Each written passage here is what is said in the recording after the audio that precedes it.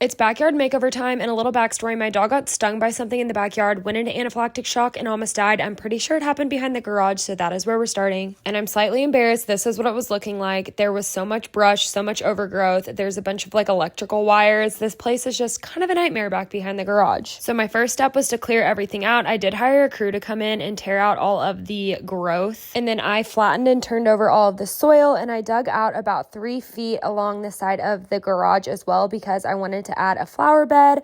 This area just doesn't grow grass super well because it's like partial shade, and so I thought it would be nice to just have a little bit of a perennial, low shade, low maintenance garden. So after I got everything turned over, I added down some landscape fabric to try and keep the weeds from growing through. And I did this all the way around my garage. If you don't know, my house is like 100 years old. Also, I added the fence back in, and the garage is a carriage house behind my house, so it's basically in the backyard. That's why I'm having to do all of this. So now that all the landscape fabric was down, I added a little bit more landscape edging. I got this stuff on Amazon like 8 months ago, and I've just never used it. And then I went to Lowe's and I got a million bags of drainage rocks and basically just went and dumped them.